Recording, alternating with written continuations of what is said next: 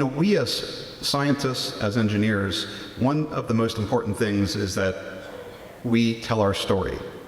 And this is what documentary filmmakers do very well, and that's what this next speaker is going to be sharing with us. So I think we'll start with a video and introduce the next speaker, Elia Saikaly. Thank you.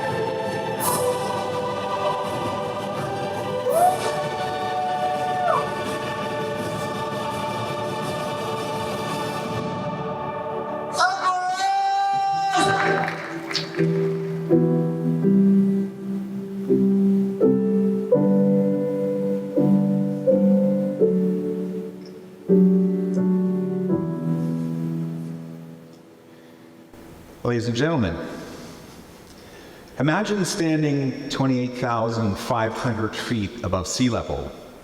You're in an area called the death zone.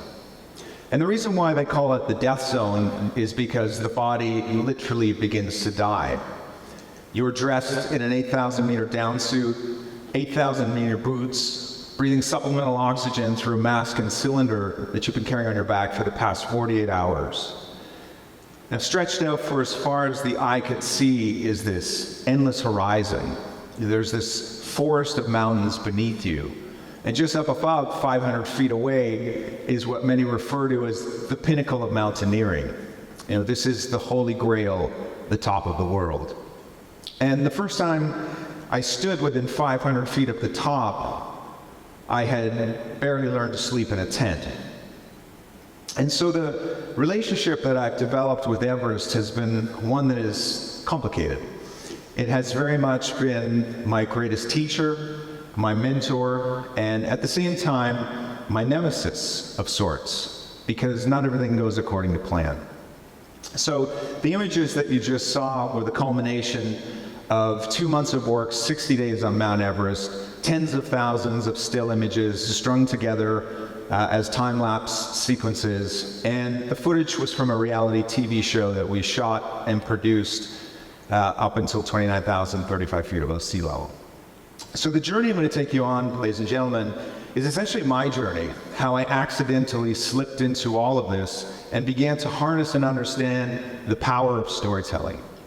So let me see if I can find this image. I'm going to take you back to the beginning of my story. Right, there it is.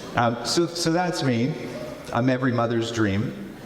That's me outside my grade 7 graduation ceremony, actually. And it was a sad time in my life because I wasn't actually permitted to attend the ceremony because I was that kid. I was the rebel child.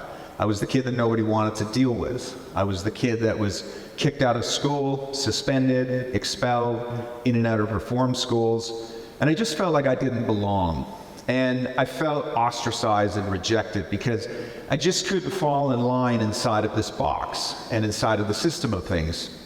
And at 14, just a year after this photo was taken, I was out on the streets and I would wake up in Salvation Army boxes, surrounded with clothing, trying to stay warm in Canadian Ottawa winters where it's -20, -30 degrees Celsius.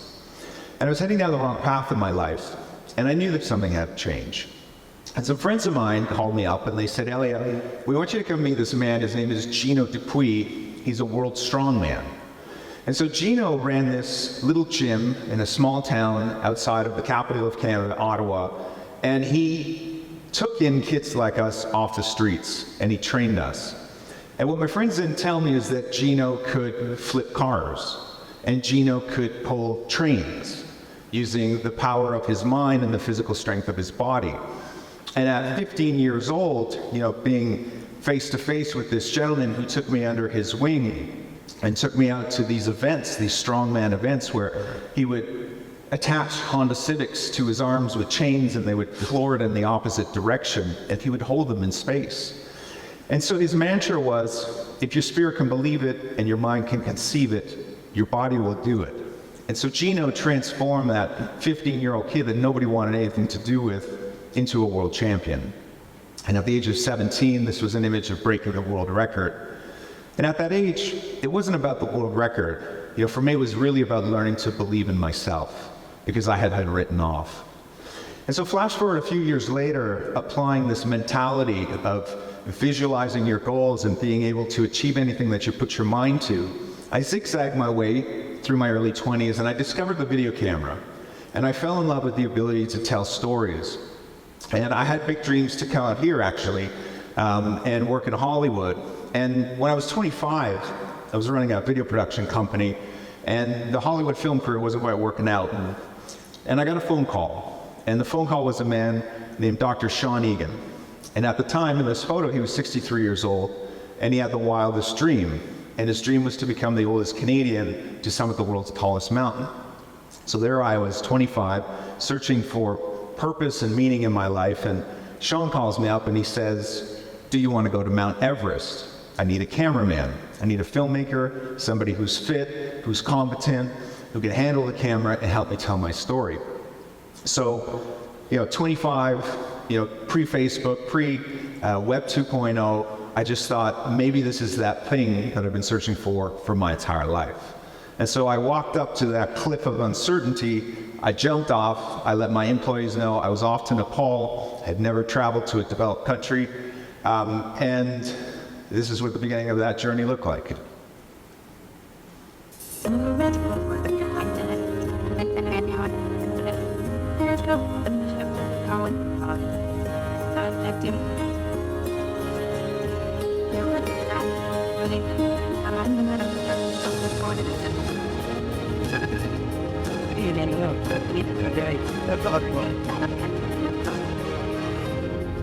So you fly into a village called Lukla, this 400-meter runway. And for me at that time, this was the land that time forgot. And I felt like I was living what Joseph Campbell refers to as the hero's journey. There was this call to adventure, to leave the ordinary world behind and to step into the unknown. And at 25 years old, I was so taken back and awestruck, and this was novelty on a level that was unimaginable. And so began this fellowship of man, mountain, and mentor between Dr. Sean Egan and I. And as a young aspiring adventure filmmaker, it was overwhelming. And it was as though everywhere I pointed my camera, there was an incredible image to capture and a profound story to tell. And so for those 14 days that I trekked to base camp with Dr. Egan, I got to know Sean. And I realized that Sean's mission was not about standing on top of the world. It was about using the platform of Everest to spread a message of hope. And he wanted people to get fit, to get active, and to live healthier, happier, more meaningful lives. And so I was suddenly part of something that was larger than myself.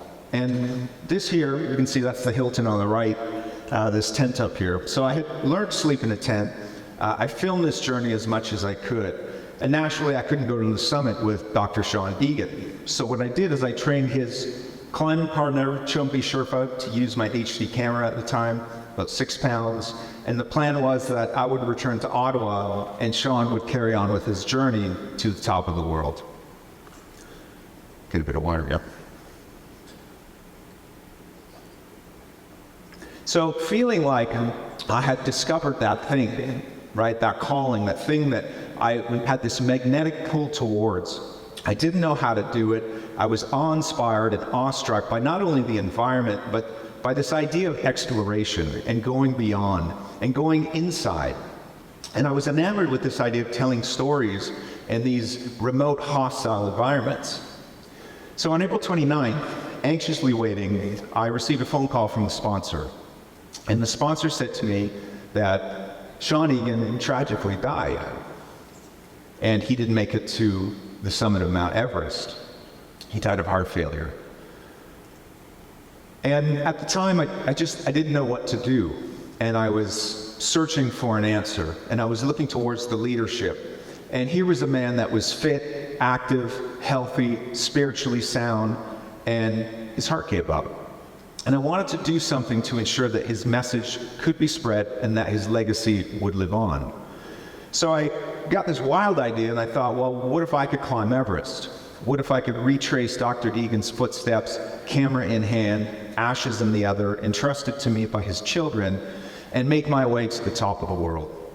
And so after 2 years of risk-taking, learning everything that I could about mountaineering, reading the books, watching the films, I found myself back on Everest, just 500 feet shy from the top of the world. So we're at 28,500 feet above sea level. And imagine this scene. You know, there's a 7,000 foot drop right in front of you. And you can see exactly where we were here at the South Summit. And my best friend at the time, Gabriel Philippi, dramatically raises his goggles and pulls his oxygen mask away from his mouth, and his beard is frozen. There are icicles in his eyebrows, and he looks at me and he says, "Elia, we'll make it to the summit of Everest, but we'll probably die on descent because of the change in weather patterns." And so in that moment when your goal is almost within reach and your mind is hypoxic, it's easy to make the wrong decision. And we made the right decision, the only decision. And that decision was to turn around and save our lives. And the image that I had that represented the mission was this photograph of Sean. And I carried that photograph with me. And I felt like I failed. I felt like I let Sean down. I felt like I let his children down. And we narrowly escaped Everest with our lives. That was me at the base of the mountain back at base camp. And we had prepared for every outcome except failure. And it was one of the most important lessons that I learned as a mountaineer and a storyteller in these extreme environments. And that's that you just don't always win. And the mountain really doesn't care. So when I returned to Ottawa, I started telling the story. And I was in this rut. I was, financially $70,000 out of pocket from the expedition. And I was climbing my way out of that slowly. And it wasn't until I started speaking to school children. And the response that I got from primary students, 6 years old, 10 years old, 12 years old, was overwhelming. And these kids didn't see this as a failure. They saw this as this celebration of life. And they started asking questions. And they were asking whether or not there was a possibility for them to travel with me. They're saying, can we go to Mount Everest with you? Can we support the orphan children in Kathmandu that Sean wanted to build a school for? We want to help. And so this is 2007, and of course I had no idea how I would be able to pull something like that off. But I started to reframe all this, and the failure suddenly became this incredible opportunity. And I wondered whether it will be possible to create a real-time experience for kids in schools where we could shoot, cut, broadcast, assemble these videos, go live from this remote environment, and connect it all back to their curriculum. And nobody got it, and this was pre-Facebook and pre-Instagram, and so I did it anyway. And I tested the satellite technology. At the time we were using a Egan, a MacBook Pro just like this, a large format HVR Z1U camera, and I created a foundation called Finding Life. And the mission was to empower, inspire, and educate young minds and take them on these virtual learning expeditions in real time, involve them in the process, storytell along the way, and really using the backdrop of the story that I just laid out for you from my youth onto that very first attempt on Everest and bringing them on the journey collectively with us. So in the end, we had 130 schools, 20,000 Canadian students, and we were back on Mount Everest. So Everest, highest mountain on the planet, you can ascend it from the north side in China and Tibet, or the south side in Nepal. So this is a diagram of base camp at the base. It's the red triangle that you see, and the top of the world at 29,035 feet. So how does this work? How do you ascend Everest? So it's a 6 to 7 week process, and you need to go through this process of acclimatization in order to generate more red blood cells in the body so you can transport maximum oxygen and perform in this debilitating environment. And essentially what we do is we yo-yo our way up and down the mountain, and the philosophy is you climb high and you sleep low. And this is an environment where simple tasks become monumental chores. You know, a task as simple as tying up your shoelaces, putting on your crampons, stuffing your sleeping bag inside of your rucksack leaves you winded. You know, at some point, you're taking 5 breaths for every step. So we ascend to Camp 1, spend 2 nights, redescend to base camp, retrace our steps, recover, takes us 5 days. Once we're recovered, back up to Camp 2, spend 5 nights at Camp 2, and at this point, you can imagine how difficult it is just to take 10 steps once you first arrive. But within 2 days, suddenly you're beginning to acclimatize, you descend the mountain, start back over at base camp. So this goes on for 5 weeks, 6 weeks, 7 weeks, until you cross the threshold known as the death zone. And this is 7,600 meters. The 7,900 meters is where Camp 4 is stationed. We call this the South Col. And from the South Col, you essentially wait for that one weather window, which tends to typically appear mid-May into the 3rd week of May, where you've got this window where you can sneak up, touch the summit, tag it, spend maybe 10 minutes on top, and then retrace your footsteps all the way back down. And if anything goes wrong in this process, you do not get a second chance and you lose everything. So what renders Everest so accessible today, we have thousands of people that have stood on top of the world, is because of these men. You know, these are the unsung heroes of the Himalayas. These are the Sherpa people of the Khumbu region. And none of this happens without them. And there are hundreds of people that are working that are almost, under siege, if you will, using military tactics to throw as much manpower to open up these routes, to set the fixed lines, and to enable, foreigners, clients to be able to ascend Everest. And that does include me. And the infrastructure is so impressive, and it begins from the village of Lukla. The equipment is loaded up on mules and donkeys, yaps that are crossing suspension bridges, and a lot of the equipment is also carried on the backs of the local people.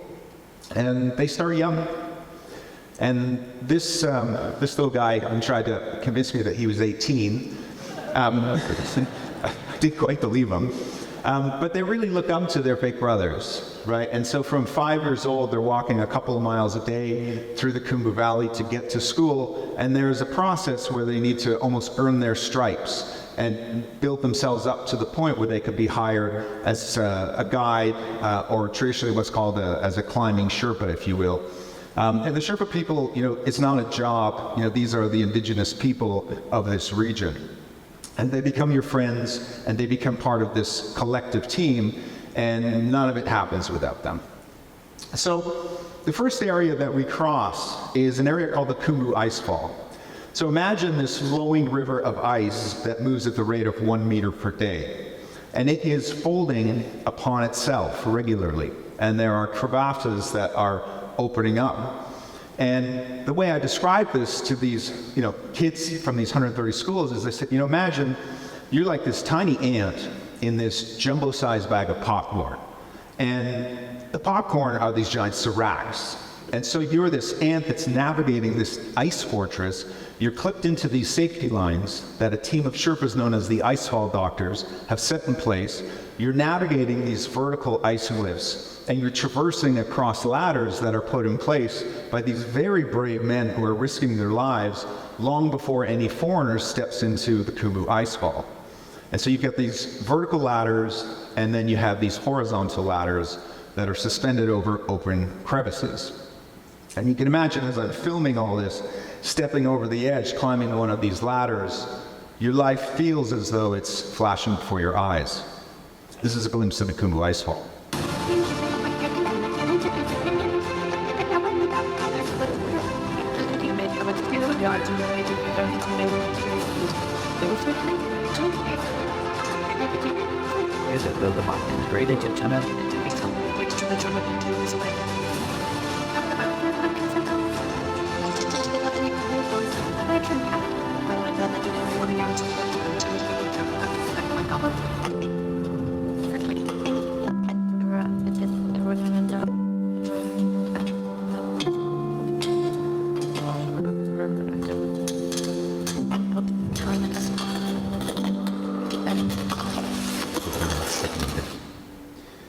So imagine being 10 years old, right, in grade 4, and you're connected to this adventure in real time, and you're able to communicate with the team. You're able to, from the safety of your classroom, connect and learn. And I had no idea that the impact was going to be as powerful as it was. And it was as though all of the obstacles that we were facing, the trials, the tribulations, everything that was going wrong, that we then responded to set on a course to go right, became the building blocks of how we were teaching these young students to be optimistic, to be perseverant, to be determined, to work together, to understand the environment, to get them interested in culture and food and science. And so this expedition was very much alive, and you could feel that energy throughout our season. And so this is me in my remote office at the base of Everest, connected, going live on Skype at the time, and we had 3 schools scheduled per day, and we were connecting with these schools 3 times a week. So 5 weeks into the expedition, we're at 26,000 feet above sea level. This is the death zone. It's minus 40 degrees. You could barely feel your fingers. You could barely feel your toes. You're breathing supplemental oxygen. And in my case, I've got the satellite beacon set up. I've got the technology right in front of me, headlamp on my head. I'm cutting these webisodes, and we're firing these webisodes back to these kids in schools. And the beating that you take, working in a high altitude environment like that is unfathomable, right? I like to explain it in the words of a sufferfest, where you are being beaten down physically. And when you're working 3 times as hard as everybody else because you've got the camera equipment, you're running ahead, and you're falling behind, you're trying to catch up, when the rule is to not exceed 60% of your max capacity, I'm constantly at risk. But what fuels me is the mission. What fuels me is the why, and this incredible responsibility that was on my shoulders of making sure that everything went according to plan. And at night, this is just outside of Camp 4, what they call the death zone, there are lines of climbers, and I felt like Dr. Egan's spirit was just catapulting me up that mountain that evening. And there was no pain, there was no suffering, there was only, this is the mission, and we must succeed. And by 4:30 in the morning, we witnessed this incredible sunrise from what they call the balcony of Mount Everest. And you can see the sun rising to the east in China here. And by 5:30 in the morning, we were witnessing Everest's shadow from what they call the south summit of Mount Everest. For hundreds of miles, at 5:30 in the morning, knowing that we were standing exactly where we were when we turned around just a few years prior. And in front of us was what they call the Hillary Step. And this was first pioneered by Sir Edmund Hillary and Tenzing Norgay in 1953. And as pioneers, you know, they were close to the edge of space here, and no man had ever traveled where they were in that moment. And so to be standing there knowing that we were just a couple of hundred feet from the summit was an out-of-this-world experience. And I remember the moment just 15 feet below the summit when I pulled out the radio from my pocket and I triggered the send button and I started to scream, "Top of the world!" And there was this awkward pause. And then all of a sudden I heard this crackle, and we were standing on the summit and we could hear these hundreds of kids in gymnasiums spread across the province of Ontario in Canada, and they were screaming back. And it was a very archaic setup, but we were connected to a radio at base camp, connected to a satellite via Egan, beamed across, you know, the ocean into these gymnasiums, and collectively we had reached our goal. And it was the first time that I stood on top of that mountain. And while it was exhilarating, it was also a complex moment for me, because this was Sean's dream. And Sean died attempting to summit the world's tallest mountain. And in many ways, I felt like I wanted to hand that dream over to him. And I had unknowingly received the most incredible, priceless gift. And that gift was the gift of purpose. And I felt like I had stumbled and landed in by pursuing this calling and listening to that voice inside of me that propelled me down the path that I was meant to travel. So after this expedition, I started to wonder, so why did this work? Right? Why do we engage at the level that we did? How were we able to harness all of this to captivate the attention of the minds that, when you spoke to a teacher, they would describe it as kids running into the classroom, literally pushing each other over to get to their desks so that they could find out what was happening next on the adventure. And of course, this created a level of engagement where they were completely open, and everything that was being taught through the curriculum, everybody was just quite wide open, ready to receive that. And so I started to understand that, you know, the model of what happened was essentially what Joseph Campbell refers to as the hero's journey. And the elements within the story, it was almost as though every step that Joseph Campbell describes played out in the manifestation of this Everest experience, from the so-called hero or heroine who answers this call to adventure, who experiences resistance, who crosses this threshold and eventually meets the mentor. And at some point, once you get to the base of the diagram here, there's death, there's loss, there's atonement, there's the return, there's the resistance. So all of these elements in the story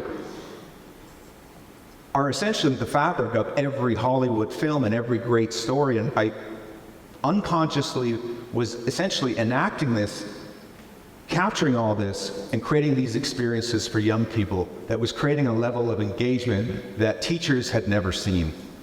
And it was incredible to understand that all of this was all because of a camera, all because of storytelling. In 2021, at the height of COVID, I got wind of an expedition to the world's second tallest mountain, K2. And K2 is known as the Savage Mountain. And the statistics on K2 are overwhelming and staggering. 1 in 4 people who summit K2 die on descent. And there are 14 8,000-meter peaks above sea level, and they had all been conquered in the spring, autumn, and summer seasons. But there's a whole other level of challenge where you attempt to climb these 8,000-meter peaks in winter, exponentially more difficult. And the only mountain yet to be climbed in winter was K2. And so it was essentially a race to the summit. And I had been possessed by K2 for more than a decade. And understanding the statistics and understanding just how deadly that mountain is naturally creates a level of humility in you. And so in my case, I wanted to make sure that when I took on K2, it was going to be for a purpose, a story, and a reason. And it had to be much larger than myself. And so, on the one hand, you had Team Nepal. You had an incredibly strong team of Nepalese Sherpas led by Nims Persia, who were on the left side.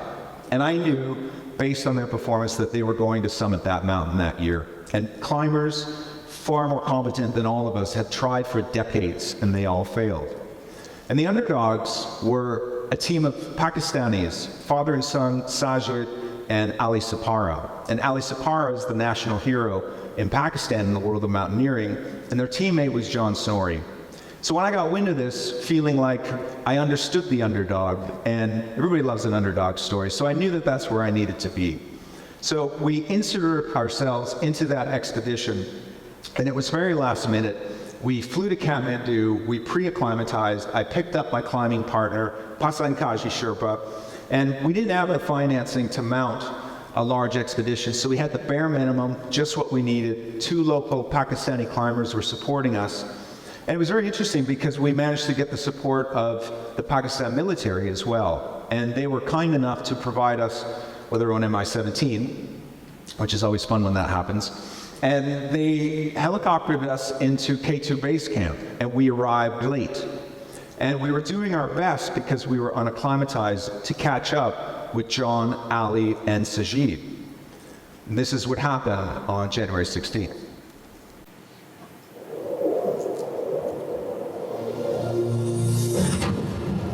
A team of Nepalese climbers led by Netflix star Nims Persia scaled K2 for the first time in winter.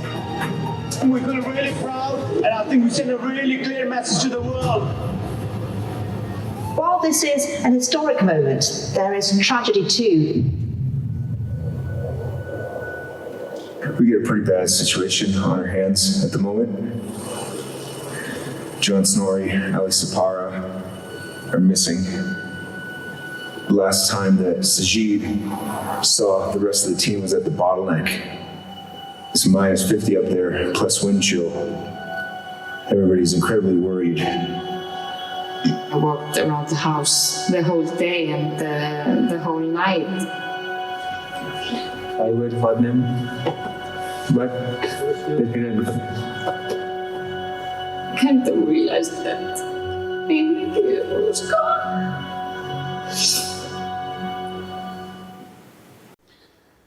So our 3 friends were missing. And I was one of the few people at K2 base camp that had satellite connection. And so I was receiving text messages from the military, and they wanted me to assist them in helping locate what they believed could be our friends. And it was impressive because you had the Icelandic, the Pakistani, and the Chilean governments all coordinating. And you had the Icelandic Space Agency involved. And they were mapping the mountain and providing satellite imagery. And the pilots, the Fearless Five, as they're known, representing the 5 8,000 meter peaks in Pakistan, asked me to embark on one of the helicopters with them. And imagine you're flying directly at K2, it's 7,000 meters above sea level, oxygen mask on your face, and you've got your 500 millimeter lens. You're in this helicopter, and you're hoping and you're praying that what we're seeing is in fact our friends. And after a 14-day historical search, our friends remain unfound. And the only survivor was Sajid. And we survived because we decided to turn back, because there was an oxygen mismanagement issue, and we knew that we would not survive without the supplemental O2. And I was filming Sajid, and it's one of these complex moments where you're torn between what you're there to do as your job, but also how you need to show up as a human being. And as the person behind the camera, I'm always navigating that line, making sure that I'm both doing the job, but then also showing up to support my teammates. And naturally, as you can imagine, Sajid was shattered. I had to leave K2 on February 7th because I was assigned to work on Everest. And it was a surreal out-of-body experience, standing there, the camera in my hand, with the Pakistani military pilots, and we had all come up empty-handed. And I returned to Canada, I quarantined for 2 weeks, got on a plane and headed straight to Mount Everest for an assignment. I was shooting a film about the local people of the country, the Sherpas, the unsung heroes, and it was as though I wasn't even present. I wasn't actually inside of my body. I was still somewhere on K2, worried about our missing friends, thinking about young Sajid Sapara, thinking about his siblings, thinking about the children of the families who lost their father, their husband, their brother. And so the entire time while on Everest, this is me on the summit in 2021, imagine in a tent on a laptop, making spreadsheets, trying to figure out what the budget would cost to go back to K2. Because I didn't want Sajid to sit on the sidelines, knowing that there was a potential that his father could be found the next season. And as I have done numerous times throughout my career, when logic tells you to stay behind the scenes and not put all your chips in, I tend to do the opposite. Because for me, I just couldn't sit on the sidelines and imagine that young boy watching someone else potentially find his dad. So we returned to K2 in summer, we put the team back together, and it was myself leading with my climbing partner, Pasankaji Sherpa. Sajid naturally was part of the team. And PK asked me for more responsibility. And I said to PK, I'll mastermind the operation, you mastermind the logistics on the ground, and we'll do this together. And I wanted to mount this expedition in a way that would feel familiar to Sajid. And so what we did is we hired the same people, the Pakistani high-altitude climbers, Fazil Ali, Aziz Beg. These were the men that supported us the previous season. Our liaison officer, Major Awab, and the men that are often forgotten as well, who are the cooking staff. And it was important to bring them along as well because these difficult circumstances also happened to them. And they were the vicarious trauma survivors as well because they cared about John, they cared about Ali. And so we found ourselves back on the slopes of K2 and against all odds, against the savage mountain, we were retracing their footsteps from winter, hoping to find something. And it became very important as well for the families to know whether or not that they had summited in winter. And I hadn't considered that that was important for the families. But for the families who lost loved ones in this pursuit, some kind of closure, some kind of reason behind this was incredibly healing for them. So we made our way up K2, we retraced our steps, we climbed what they called the Black Pyramid, and the entire time I was monitoring young Sajid because I knew that his mental being and his psychological state was unstable, and I knew that there was a chance that we might find his dad. And this is an environment where people tend to not always collaborate and work together. And everybody on that mountain knew that we were there. Everyone was naturally familiar with the story. And so at Camp 4 on K2, at 8,100 meters above sea level, something amazing happened. And all of a sudden, there was this collaboration amongst all the teams. And on these mountains, the Sherpas are always in front of the line. They assume most of the risk. They're placing the safety lines ahead of everybody else. And we were doing our best to catch up for them. And it was important that Sajid arrived there before anybody else does.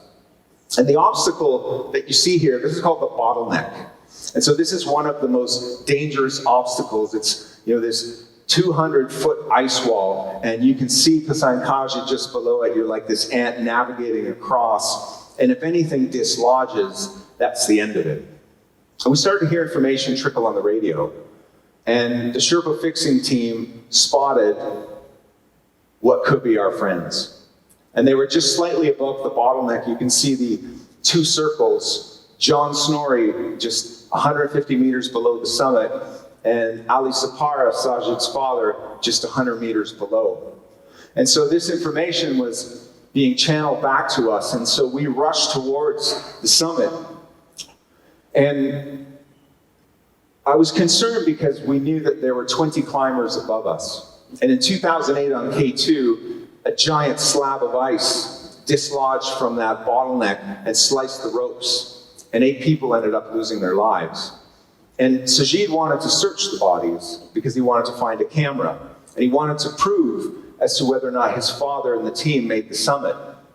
He was hoping that there would be some information to help explain what happened to them. And so as a team, we decided that we were going to summit K2, pass the bodies, take Sajid to the top, allow the 20 climbers who were all friends of mine to pass us, to descend, and then we would do the work that we needed to do. And I'll tell you, standing on the world's second tallest peak, this is supposed to be the Holy Grail. This is it, this is everything. This is the A+ that everybody dreams about. And I'll tell you, it was one of the most disappointing moments of my life. 3 of our close friends were just below us. And to contemplate the loss of life, the fact that 13 children would now grow up without fathers, to see that as a triumphant moment naturally didn't make any sense. And so we descended, Hassan Kanji, myself, and Sajid, and we managed to lower Ali Sapara, and Sajid was able to bury his father at 8,000 meters above sea level on K2. And because we were under-supported, sadly to this day, John Snorri still remains up there. And there was an attempt to retrieve him based on the wishes of the family in 2022, and they were unsuccessful. And today he lies on an 80-degree blue ice slope just 150 meters below the top of Everest.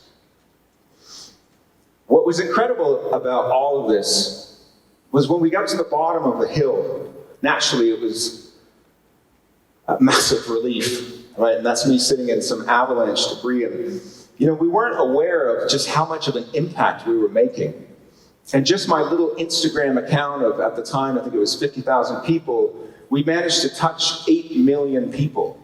We had 8 million impressions, and we were storytelling all of this in real time, which naturally is delicate. But there was something about that real-time experience again, the way it was communicated, these moving parts of the story, which of course we didn't intentionally seek this out. But the way in which people were able to relate, because this story had all of these components. Everybody can relate to a father.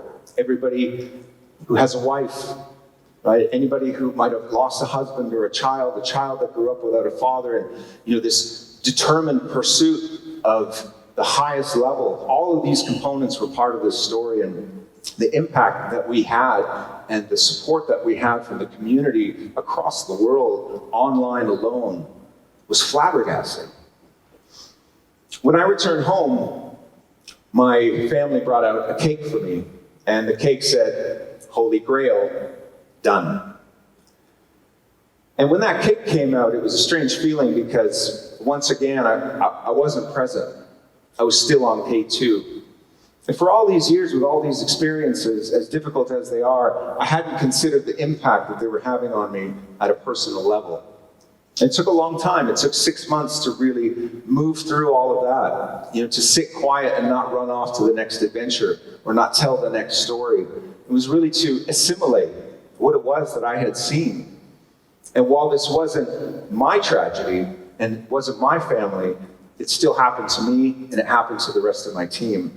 And it was a conscious effort to recognize that these pursuits come with a cost. And sometimes that cost is very heavy.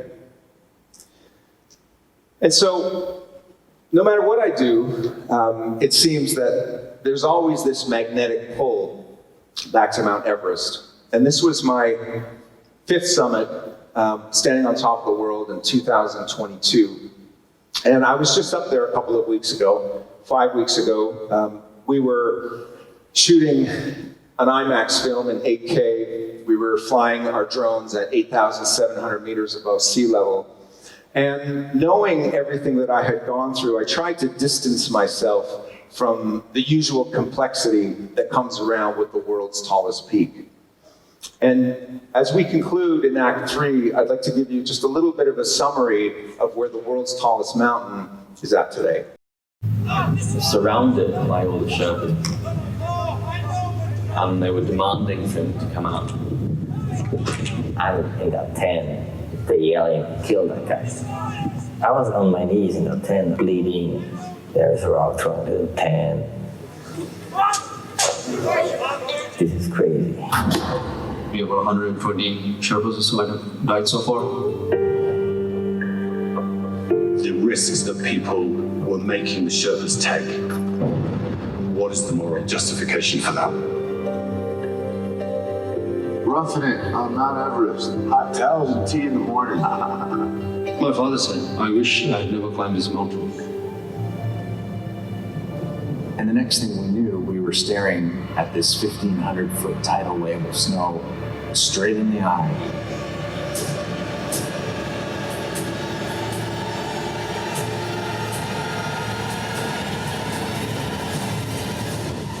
And we knew that it was going to hit us.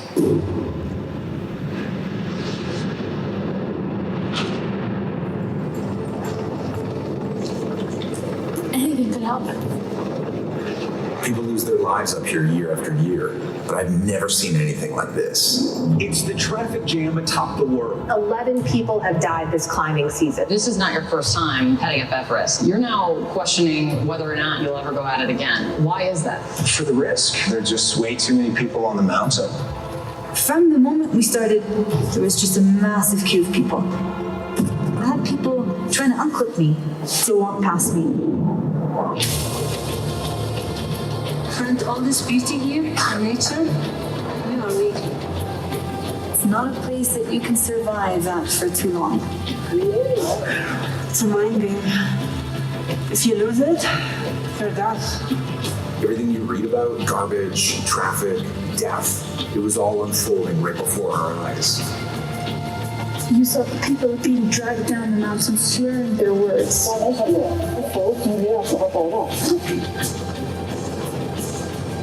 I told my Sherpa, come on, let's help this person. At the end, the ropes were moving the person. At some point, I felt like, is this worth it? It's hard.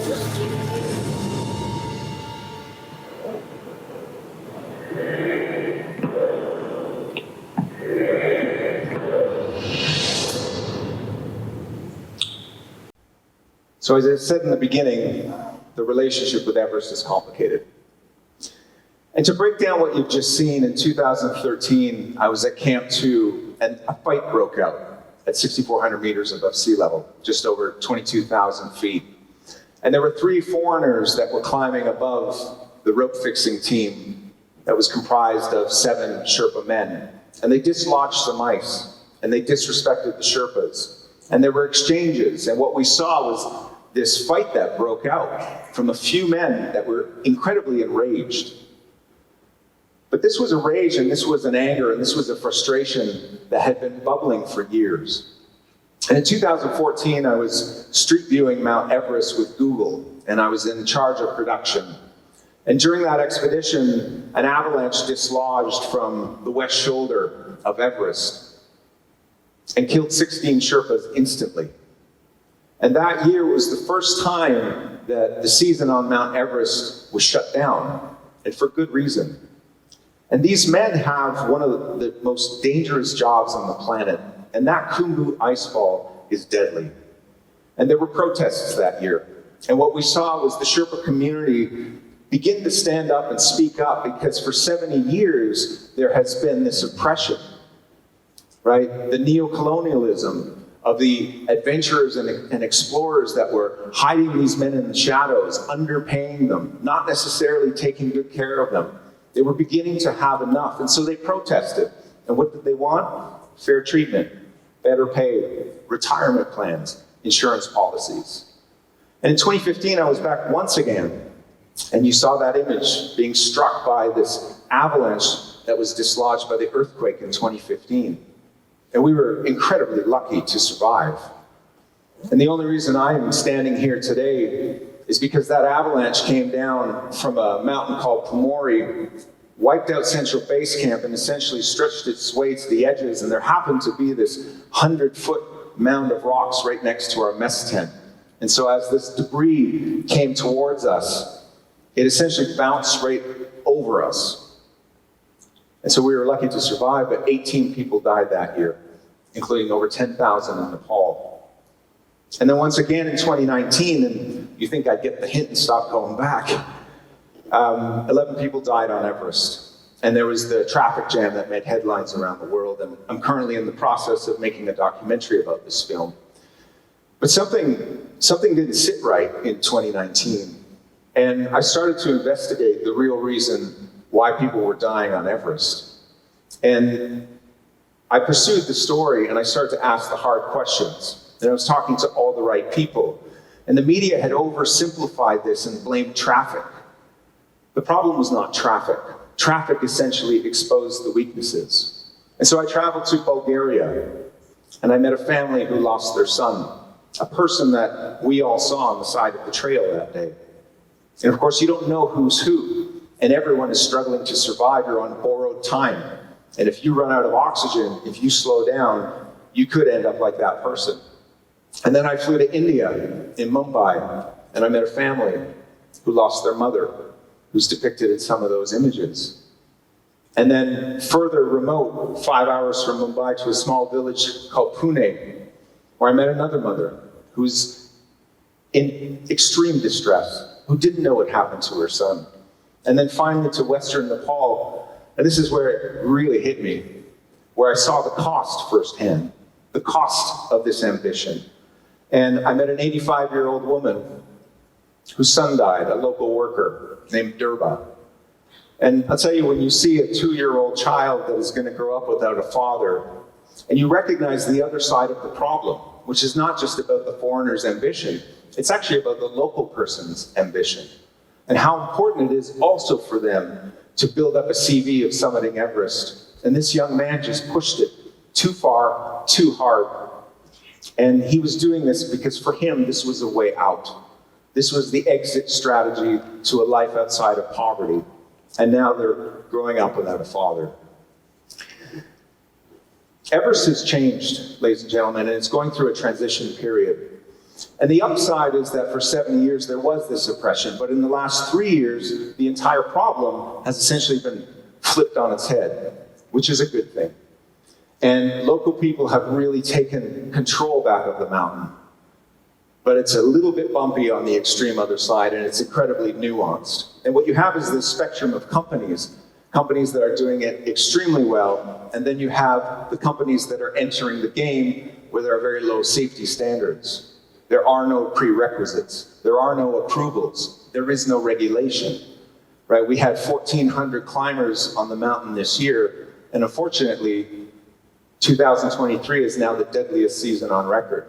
12 people died, 5 people unaccounted for. And Camp 4 is an environmental disaster. And I'm one of the few that speaks up about this, because everybody's too afraid inside of the industry.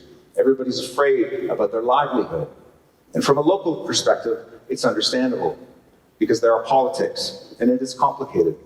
But Camp 4 at 8,000 meters above sea level is an abysmal mess. And there's no reason for that much trash to be left behind on the world's tallest mountain. And oftentimes, this happens as a result of poor planning. People who have not accounted for the manpower that it takes to leave no trace behind. And it's disheartening to see all this, and recently some of these images went viral and made the mainstream news. And one of the other issues that's happening today is the over-commercialization of Mount Everest, where clients, right, who today the standard is it's not about which mountain you climb, it's about how fast you climb and how many mountains you climb. And everybody's interested in speed records, and everybody is interested in multiple peaks. And so you have helicopters that are being chartered constantly. People are Ubering, literally, helicopters across the Khumbu Valley. And unfortunately, it is continuously littered with inexperience and negligence. And it's a really bumpy time, and the people on the inside are the ones that have to make these changes. And so as bystanders and supporters and people that love this country, as a storyteller, I'm doing my part to help get this word out, but to also find positive solutions. This year was one of the most unpredictable seasons on Everest in terms of the climate. We saw dozens of cases of frostbite, people that lost their fingers, their toes, their hands, and it was unpredictable. We haven't seen that much precipitation in 18 years. And when you see the base of Everest, you can faintly see the yellow tents on each side. I mean, that glacier is receding. And for the very first time in history, the Sherpas are reporting that they're seeing rock protruding, through the ice in the Khumbu icefall. And when you speak to the Sherpas, they're incredibly concerned about their own longevity and what's going to happen to the millions of people that depend on the sacred space known as the Third Pole. In 1921, Sir George Mallory took the photo above, and that's the Rongbuk Glacier in Tibet in China. And in 2009, he took the same photograph from the same position, and according to his team's calculation, that glacier is 300 feet less dense. And so things are changing rapidly up there. And as a storyteller, there's this push-pull. There's this friction inside of me because this is a mountain that I love. This is a country that has given me so much. And I always leaned into the positivity, and now there's this complexity. And I feel that it requires this moral courage to be honest and to tell it like it is so that people can become more aware, because there is a lot at stake. To wrap up here on July 4th, ladies and gentlemen, I watched a film called The Sound of Freedom. And The Sound of Freedom is about former Homeland Security agent Tim Ballard, who's out on the front lines rescuing children as part of these human trafficking schemes. And at the end of the film, the lead actor, Jim Caviezel, shared this very important message. And the message was, the most powerful person is the storyteller. And that was his message because he wanted that message amplified. And he was sending that message out to the public to say that this is a cause that nobody wants to talk about. And you, the people, have the power, and you can tell this story. And I learned on my journey just how fortunate I was to have this tool, to understand what we have access to. And in 2023, looking at the platforms, from TikTok to Instagram to Facebook, what they call the underpriced attention, so to speak, when you can harness hundreds of thousands of people, millions of people, just by pulling out your smartphone and understanding how to communicate your message and how to share your work with the world. And all of you are doing that, and the possibilities truly are infinite. I'll leave you with one final question, ladies and gentlemen. That was my journey of finding life. What's yours? Namaste.